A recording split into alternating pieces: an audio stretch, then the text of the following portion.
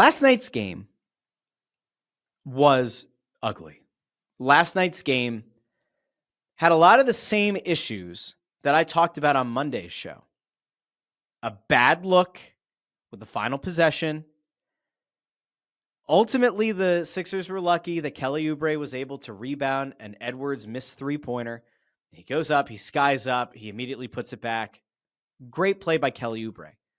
But yet again, a situation where a guy that you don't want to have the final shot, Justin Edwards, is the guy who gets the final shot. And I continue to question and I continue to wonder why the Sixers are so bad in the final moments of games. Now, it ultimately worked out. Kelly Oubre, that putback got the Sixers a 2-point win. Everybody's happy, hunky-dory. And again, they don't ask how, they ask how many. But there were moments in that game where I felt absolutely befuddled by what I was watching. There were moments in that game where I felt so disconnected in terms of like what I would expect the Sixers to do versus what they were able to actually accomplish. Now, Maxey did not have his best game. Finishes with 21 points. He entered the night averaging over 30 points per game. It was second in the NBA. He only gets 21 on the night. Andre Drummond had a pretty good game. Nice double-double, 14 points, 13 rebounds. Kelly Oubre only had 12 points on the night, but 2 of those 12 are the ones that won the game. Justin Edwards, who I said, isn't the guy that you want to take the last shot, actually led the team in scoring with 22 points. Quentin Grimes had 18 off the bench. VJ Edgecombe, not a good game. At least not a good game shooting the ball. That to me is concerning. The Sixers on the night shot below 40% from three-point range. They shot nearly 43% from the field. It was not their best game holistically. It wasn't their best game on the whole. And here is the bigger issue, right?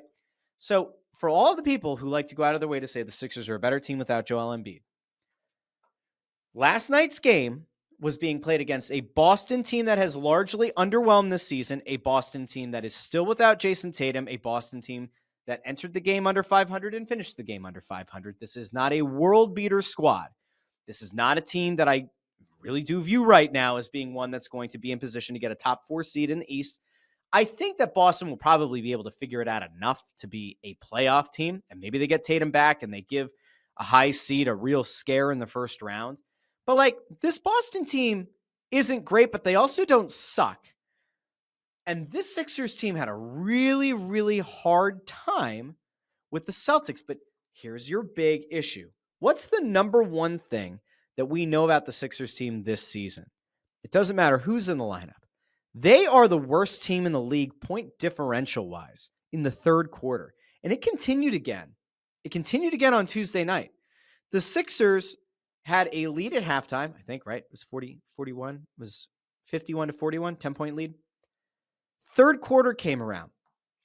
Boston outscored the Sixers 36 to 20. For the non-math whizzes out there, that is a minus 16-point differential for the Sixers. Not good. Not good at all. That takes an 11-point lead at halftime, right? 41. Or 10-point lead. 41 to 51. 10-point lead. It flips the script. Now, thankfully, the Sixers did outscore the Celtics in the final frame, 31 to 23. But that third quarter issue, I don't know what the deal is. I don't know why it keeps happening. I don't know if it's a personnel thing. I don't know if it's a Nick Nurse coaching thing. That's not great. You cannot be a team that has aspirations of being a top 4, let's say, seed in the Eastern Conference and going into the playoffs, riding a high. You can't aspire to be that kind of team and get your doors blown off every game in the third quarter. It doesn't work. And of course, there is a little bit of negativity because we found out before the game that Joel Embiid would be out, or he was downgraded to doubtful, and then he was ultimately out because of right knee soreness. And you say, oh, well, Russ, that's not actually a big deal because they've been load managing him because, remember, he had the surgery on his knee in the offseason or whatever, and, like, it just stands to reason. Like, they just need to let Joel Embiid get healthy, and they said he were going to listen to his body, and, it's his knee. Like, what are you going to... The issues that he's had with his knee were his left knee, not his right knee. So now all of a sudden he has knee soreness in his right knee, not the surgically operated on, like relatively recently knee. So now he's got pain on the other side, on the other knee. And that is where we start to panic, because the one thing this Sixers team cannot do this season is be totally uncertain about when he's going to be in and out of the lineup. It's one thing if you know that on one end of the back-to-back, he's not going to play. That's totally fine. You can kind of game plan for that mentally. You can kind of game plan for that from a personnel perspective. But when he just up and has a random knee soreness that knocks him out of a game that he's expected to play in, like he was against the Celtics, that's bad, very bad. Oh, and by the way, like we still don't know what the hell's going on with Paul George, because some of the beats make it sound like Paul George has been practicing with the team. And he's still, we still have no timeline update. They were saying last night that there were going to be some scans done, I guess, on Embiid, and they were hoping to have an update on Paul George as well. And I've yet to see anything. This isn't a place that like I'm starting to like sound all the alarms, right? The Sixers are 3 games over 500. They're 7-4. They've won 2 out of 3 matchups against the Celtics, albeit without Jason Tatum, but they've also not exactly had Embiid for all these games. They haven't had Paul George for any of them. You look at it and you go, I want to be excited, like I do. And I do like watching the Sixers. And I think that no matter whether Embiid is in the lineup or not, I still am going out of my way to watch every Sixers game because I love the Sixers. I love basketball. I love watching the Sixers play basketball this year. I think it's good. I think it's overall, it's been an okay season.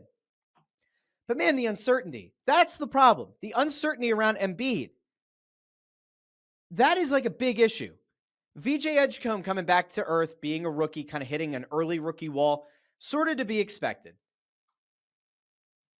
But this team can't go through the whole season kind of gasping and holding their breath that Embiid's not going to like get dinged up at some point and miss games for an indefinite period of time. Now, I've yet to see any kind of an update. Hopefully by the time Wednesday night rolls around, we'll have a better idea of like Joel Embiid's status going forward. Hopefully it's not just some arbitrary, like we'll reevaluate him in 5 days or 2 weeks or whatever. But that part is a little bit of a downer because the Sixers get a win against Boston. You want to feel good about it and you want to know, hey, the big man's going to be back for the next game. We've yet to hear that. So not ideal.